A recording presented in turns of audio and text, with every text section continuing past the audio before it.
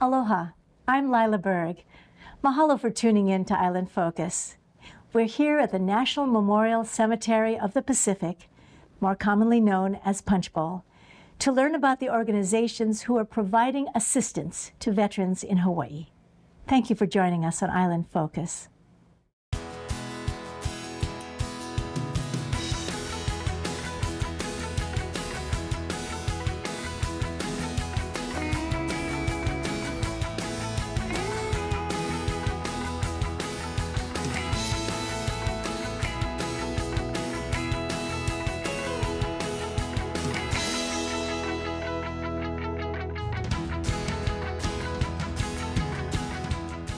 So this is the chapel.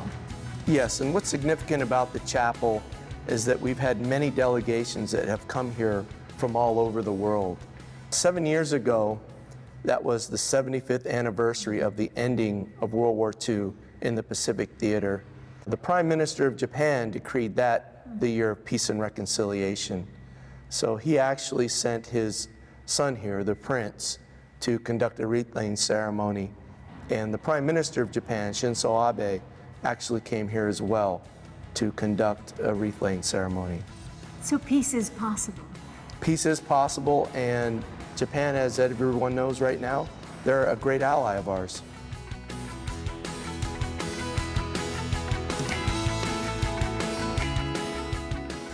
It's such a pleasure to have you on our program today, Ron, and especially with your background in veteran services, your profession, but also your mana'o growing up in Hawaii. Thank you, Lyla, for having me, and it's an honor to be here again with you, and thank you for what you do and for all the great work that Ōlelo does to put out words for outreach for veterans and for our loved ones. Well, here we are at Punchbowl National Cemetery, and the work that you do is more than offering services to the veterans. This beautiful place here at Punchbowl, it's so serene. It's a sacred place of honor. It's a place of remembrance and reflection. I have family here. You know, I have friends here. I have battle buddies that are here. Many of our other folks do have as well. So we're always mindful of this sacred place of dignity and honor that Punchbowl brings to us anytime we step in any one of our cemeteries, especially here at Punchbowl. And it's a connection. Yes. You know, when I go to Arlington, I'm touched and I'm moved, but I live here. And that's what you're saying, is that we need to remember that as well. You do projects in the schools as well, too. We do some outreach programs, you know. By the way, we were talking about the JROTC programs. There are many programs that are connected to veteran events, whether it be veteran parades or ceremony things that Jim Horton and his team have over here. We have the Governor's Memorial Day and Veterans Day programs that we do at the Hawaii State Veteran Cemetery in Kaneohe. All the other 7 state veteran cemeteries have the very same programs that they put together with the community partners that come together. Each of the neighbor islands have these wonderful veteran island councils that they put together of all these organizations. They just do a wonderful job. But back to the ROTC members, you know, these are our future leaders.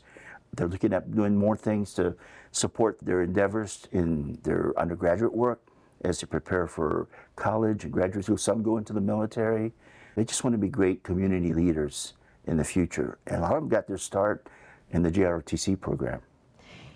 What are some of the challenges that veterans face? Probably the biggest challenges is still with the transition program. So many of the folks, when they leave the military, you know, we always want to remind them that when they come over and become a veteran, that truly things really have changed a lot. You know, a lot of times there wasn't kind of a safety net to be able to catch them. Well, guess what? The Department of Defense now is doing a lot of the benefits and entitlements before they leave the service.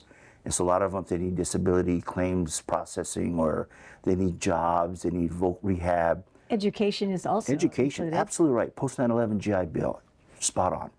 Those things are now available before they migrate over. In the past, you had to get out and then you start to explore your way. And sometimes people have difficulty with navigation. And that's kind of where our office comes into play. You know, we're kind of like the navigators for our veterans and for their loved ones, because most of the times the veterans that do leave, You know, they don't have all their things together. They don't have a job ready to go. Sometimes where they're going to lay their hat for full-time residence is not really settled just yet. You know, you got 50,000 military members here in Hawaii. Not everybody makes Hawaii their home. Some they go back to the home of record, their home of residence, which is not Hawaii. But they get their start here to be able to do that transition. What are you finding the changes in veteran services in the military also having females? That's a great question. You know, that's the fastest growing demographic that we have right now. Purportedly about 20% now, I think, is the female population for our veterans. Hey, we got our first SEAL. Who would have ever thought? We got Rangers now. It's basically the military occupational specialty is open to all females now. You know, before it was, when I was serving, that was not the case. And so we have to be really prepared for the programs that are required for those veterans to have those ready to go when they do leave the service. It's going to be a lot different. And so we have a women's subcommittee headed by Colonel Pam Ellison.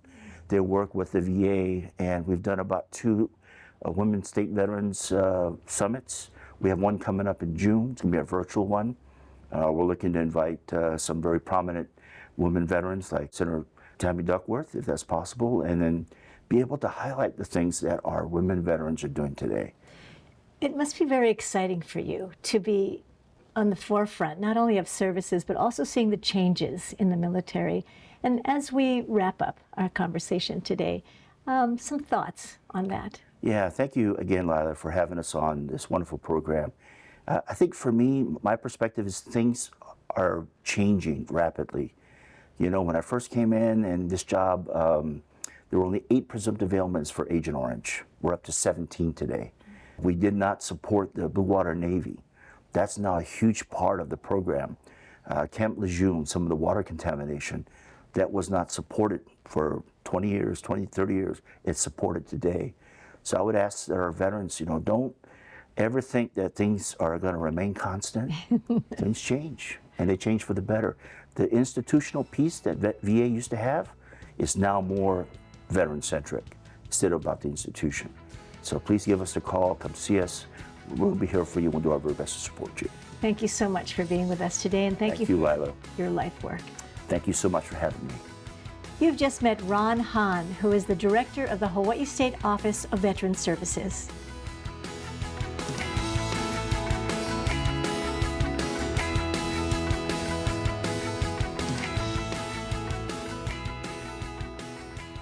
So as we walk up the memorial walkway to Puavina, you can actually see all these memorial markers.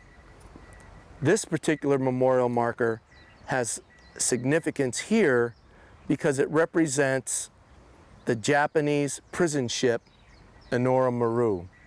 On board that prison ship were American soldiers and Allied soldiers.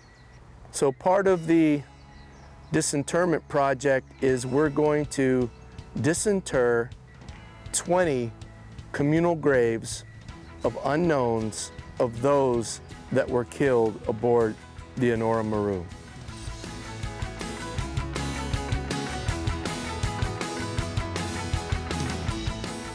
We really appreciate you taking the time to be with us, Herb.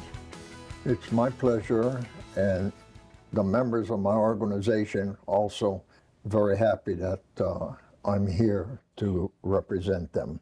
The Korean War Veterans Organization. Yeah. We used to meet every Tuesday at 7 a.m. to 11 at Liki driving. It was like a reunion type of thing. We talk about each other, we help each other. Somebody goes into the hospital or need help, we go there and we help them out. So you've been friends and colleagues for a long time with the common memory of the Korean War. Yeah.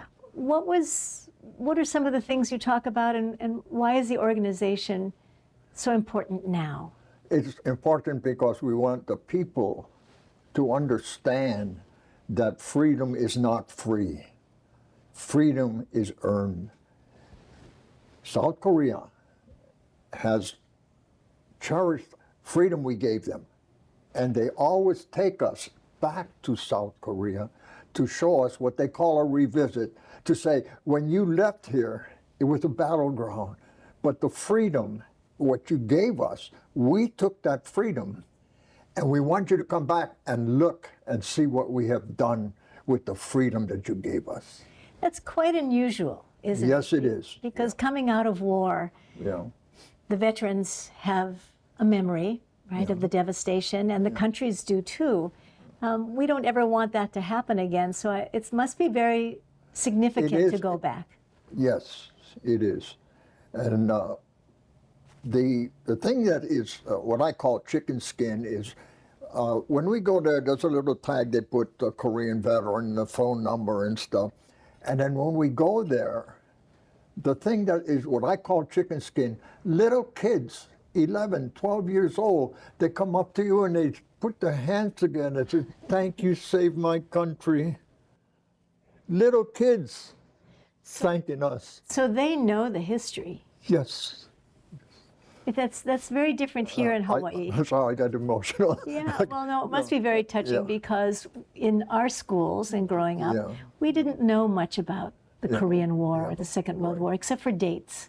Well, we had a program, they say Tell America, and we went to all the high schools and the UH to let them know that freedom is not free.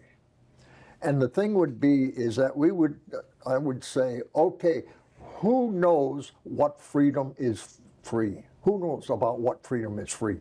And they look at you, and they're 18, 17, 18-year-olds, and they look at you and I says, the freedom that we have means you can go surfing, you can go to the movies, you can play baseball, you can play football. That's freedom. Now, if you didn't have the freedom, you would not be able to go to the movie or to go surfing. So that's why we say freedom is not free. I would imagine, like all veterans, there is this belief that and philosophy, right, that we protect America. Yes. And we also help other countries. Is Definitely, because it's important. And more so now that the public is going to feel what a veteran felt like coming back from a war-torn country. I spent 2 months in Little Tripler. You go up Tripler, that little building on the right, we used to be the psychiatric place. You volunteered there as well. Oh, yeah. Yeah, yes. And I did it because I'm fortunate. I'm 92 years old, and I'm fortunate that I can help others. I grew up that way. My mom and dad taught me that when you smile and you're nice, you'll get that back. But if you have an attitude, you're going to get attitude back. So forget about the attitude. Be nice. And growing up in Hawaii, you took that very seriously. Yes, yes, yes, yes. What is a parting message as we wrap up our conversation to the audience? Well, what I would like to say is that thank you, America. Thank you, local staff and the people. And I want you to know that we have a memorial at the Capitol, state capitol. And I've been very active in that because they had homeless there and they were just messing it up and everything. But the community, Korean community, is now cleaning it up. The government is going to put a fence and they're going to put lights for nighttime. And it's so that we always remember. That's correct, that the Korean War and the Second World War, Any Vietnam. war, any war. Any veteran, trust me, any veteran has memories of what happened and what it's like to be in a combat area and what it's like to come home and have people ignore you. That hurts because we went there to help a country. We didn't go there for glory or to be, well, this guy is a big deal, yeah, he war veteran. No, we're humble people. We sacrifice for a reason. We sacrifice because the country needed help. Thank you for your service. Thank you. And aloha. You've just had the opportunity to meet Herb Schreiner, President of the Korean War Veterans.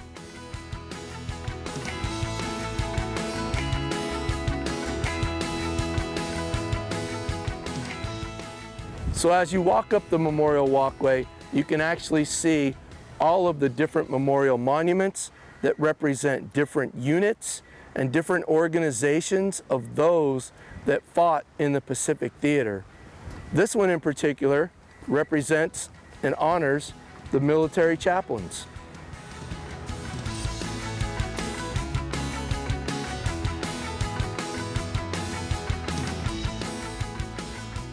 Mahalo for taking the time to be with us today, Dick. The Wounded Warriors Ohana serves a big purpose in our community. How did you get started? Well, anyway, it's my pleasure to be here as well. You know, about 8 years ago, we wanted to gather these wounded warriors and their families, a family-oriented organization. And I had a donor who liked the idea, and I thought that we would approach Wounded Warrior Project, which is the national organization, and see if we could run it through them. And so I asked them, they said, well, we'll take your money, but I cannot guarantee it comes back. And at that time, they were having some problems back. And so much so that my donor said, if it's going to a Wounded Warrior Project, I can't give you the money. And so we started Wounded Warrior Ohana. And the purpose of which is? Yeah, we try to do three things, Lyla. The first thing that we do is we try to have an event for these wounded warriors and their families every month. Things like this Saturday, we're taking 170 of them down to the Haliko Hotel for an Easter egg hunt and brunch. We take them up to the North Shore for polo. And this is very good for them because many of them suffer from PTSD. And there's a Dr. Mecklenbaum who's looked at our events. He says, Dick, what you're doing there is spot on for treating PTSD. So we do those events. Secondly, we try to take care of essential needs such as if her car breaks down, we try to repair it so she can get him back and forth to appointments. During the pandemic, we purchased phones because they needed them. The counselors could not actually go into their houses, and he needed phones. Some of them didn't have, so we purchased phones for them. And the third thing that we do is we provide college scholarships. We always did it for our Gold Star families, which are the fallen, but now we are giving scholarships to the Wounded Warrior children as well. So those three things, the events, the essential needs, and scholarships. So the Wounded Warriors are veterans who have been injured, or is it anyone who is currently in the military? That's an interesting question. We started with active duty, and they've been either combat wounded, which we had quite a few when we first started, but fortunately we don't have as many combat wounded today. We take care of combat wounded, ill, and injured.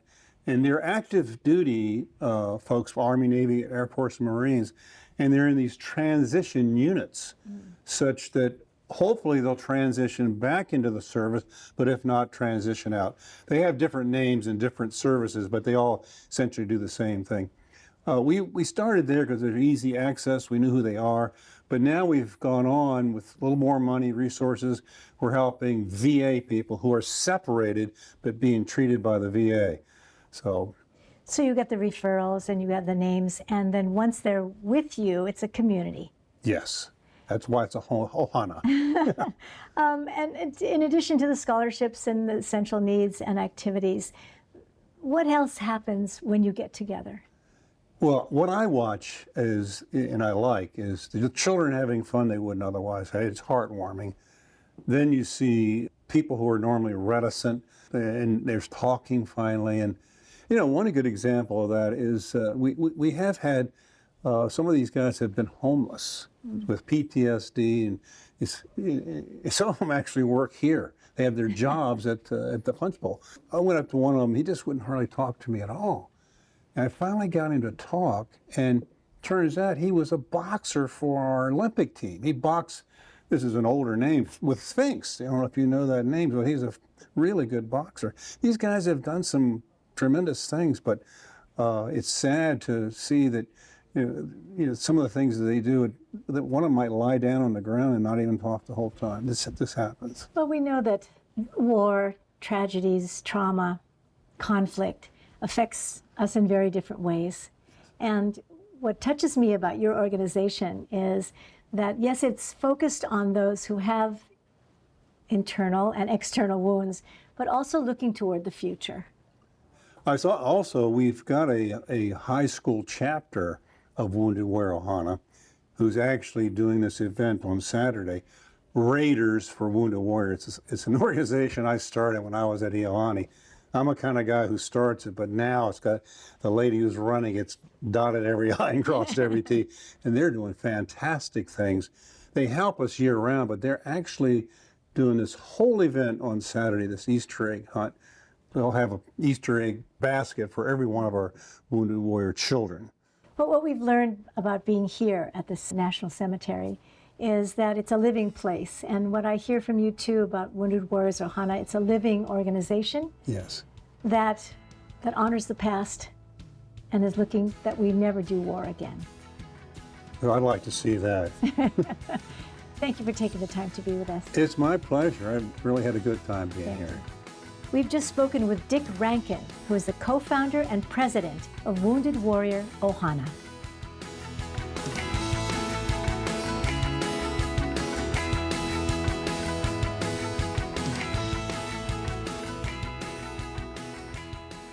So this is a pretty significant place where we're standing. Absolutely. So we just came up the Memorial Walkway, and now we're at Puavina, which is the Hawaiian name for this particular location, which means Hill of Sacrifice. And it's a little bit of an oxymoron that it's a sacrifice when we look out into the ocean where life is. Absolutely, but if you stand up here and you look, you can see the vantage point that would present itself from this location. Okay, tell me more. So the sacrifices that took place here, it was actually a three-step process. First, the priest would drown the person that was going to be sacrificed at kewalos. Kewalo actually means to slide under. Mm-hmm. So the person was first drowned there, then the body was taken to a heiau where Stevenson Middle School is actually located. And that's where the priest would prepare the body to be burned. The next day at dawn, and only at dawn, the priest would procession the body up here to Puavina and place the body on a large lava rock outcropping, which they referred to as the oven. And that's where the remains were actually burned. So it's locally a very significant, more than significant, it's a very special place. It is a very sacred place.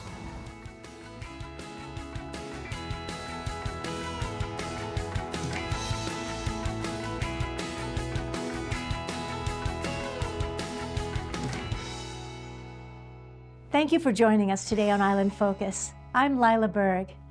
On behalf of the Island Focus crew and the entire staff at Ōlelo Community Media, aloha and malama pono.